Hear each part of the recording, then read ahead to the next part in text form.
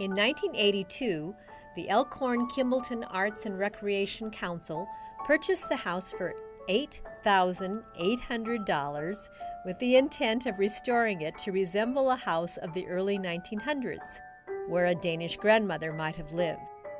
Over the years, the house had hardly been altered, and inspired by Meta Mortensen, herself a Bedstemor, the Danish word for grandmother, the house and project soon became known as Bedstemor's house. In July of 1983, the first tours of Bedstemor's house were given to the public.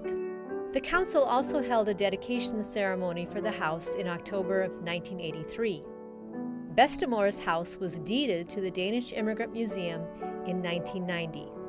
By 1997, Bedstemor's house was placed on the National Register of Historic Places. A portion of the nomination form read, "Visitors to Bedstemor's house can learn about Danish immigration to the New World, the settlement of Danish immigrants in the Midwest, and the ways in which Danish immigrants adapted their old cultures to a new land." Today, Bedstemor's house is a historically important building in the story of the Danish settlement in Elk Horn and its surrounding communities. The house has almost all of its original features and design, which allows us a unique window into the past and shows us what life was like in a small Midwestern town in the early years of the 20th century. This house is also significant to Elk Horn local history because of Jens Otto's contributions to the town for over 50 years and the legends that grew up around him.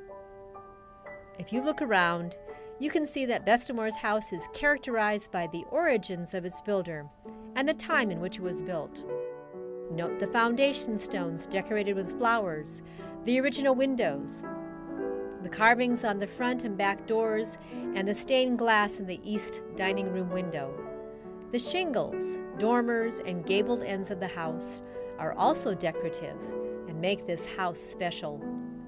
Note also the sunburst motifs above the windows, an example of late Victorian decorative detail typical of this area, and the small gabled dormer in the middle of the roof, which serves no purpose, but was nonetheless favored by many Danish immigrants. The beloved roses planted by Meta Mortensen are still blooming today. With the exception of the kitchen stove, all the interior furnishings of Bedstemor's house have been donated or are on loan to the Danish Immigrant Museum. They were selected to represent a typically furnished immigrant home of the early 1900s. We hope you enjoy stepping into the past here at Bedstemor's house, and we invite you to come back and visit us here and at the museum again. And remember, you can look, but you can't touch.